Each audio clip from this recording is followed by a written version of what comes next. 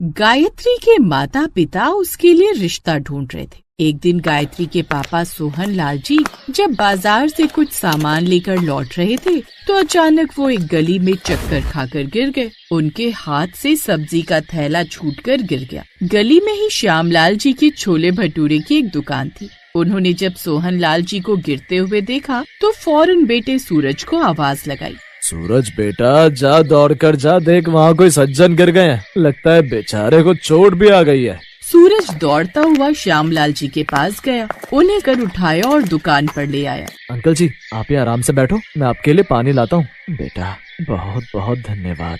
सूरज बेटा, पास के जो मनोज डॉक्टर साहब है उन्हें पूछ ले, क्या पता बीपी वगैरह हाई ना हो गया हो। हाँ, शायद आप ठीक कह रहे हैं। भाई साहब, आज सुबह जब बाजार निकला था तो बीपी की दवाई लेना भूल गया था। अंकल आप मेरे साथ चलिए, यहाँ 2 कदम पर डॉक्टर मनोज का क्लिनिक है, वो चेक कर लेंगे। हाँ सूरज बेटा, इन्हें दिखा ला जा।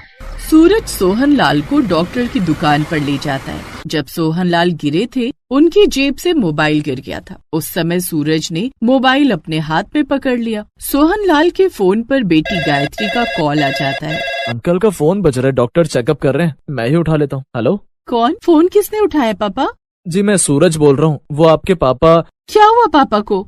घबराइए नहीं, आपके पापा ठीक हैं। गायत्री और उसकी मम्मी घबरा गए थे। सूरज ने गायत्री को पूरी बात भी नहीं बताई थी कि गायत्री ने अपना पर्स उठाया और ऑटो पकड़कर सीधा श्यामलाल की दुकान पर पहुंच गई। गायत्री सोहन लाल की इकलौती संतान थी, देखने में सुंदर भी बहुत थी। एक पल के लिए तो सूरज उसे देखता ही रह गया। Thank you uncle ji, thank you Suraj ji, आपने हमारी इतनी हेल्प की। हाँ गायत्री बिटिया, ये लोग बहुत अच्छे हैं। भाई साहब, ये तो हमारा फर्ज है कि कोई परेशानी में हो तो उसकी मदद करो। गायत्री बिटिया नौकरी करती हो क्या? नहीं अंकल जी, मैं जॉब नहीं करती, मैंने कुकिंग कोर्स किया हुआ है तो ऑनलाइन कुकिंग क्लासेस देती हूँ। ओह अच्छा, फिर तो तुम खाना बनाने की कला में बहुत निपुण होगी। हाँ भाई साहब, गायत्री बहुत अच्छा खाना बनाती है, बस अब तो इसके लिए अच्छे रिश्ते की तलाश है। कोई अच्छा लड़का मिल जाए तो।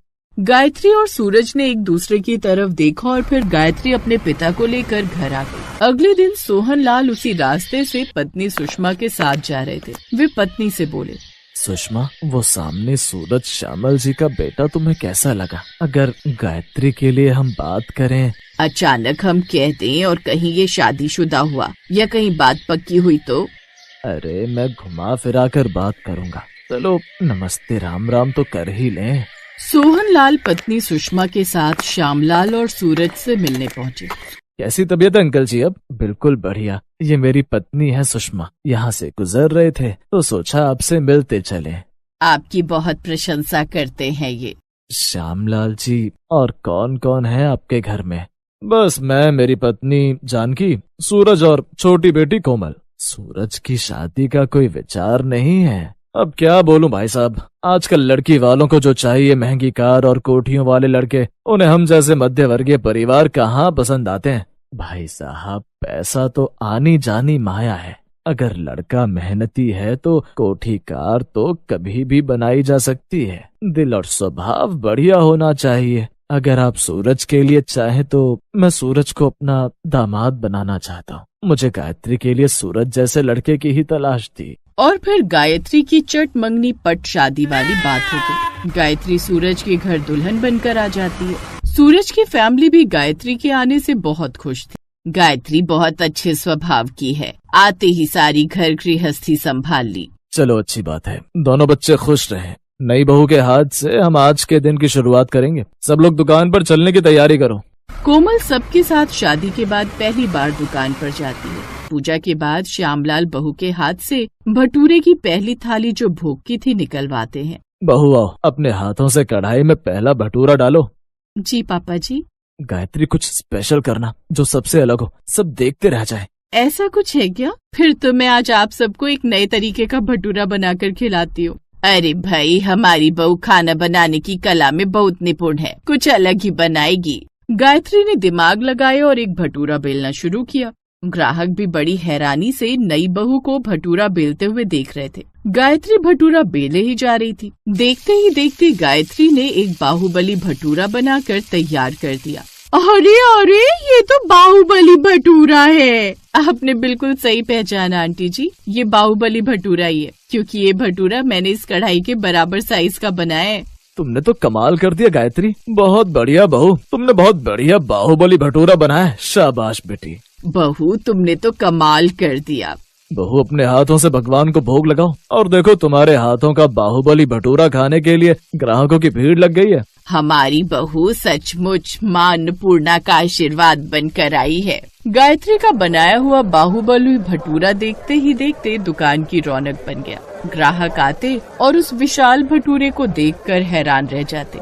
कोई उसकी तस्वीर खींचता तो कोई उसे पैक करवा कर ले जाता। सूरज और श्यामलाल जी की खुशी का ठिकाना नहीं था।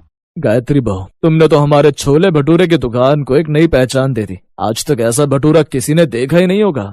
मेरी बहू ने आज साबित कर दिया कि वो सिर्फ घर संभालने में ही नहीं, हुनर में भी किसी से कम नहीं।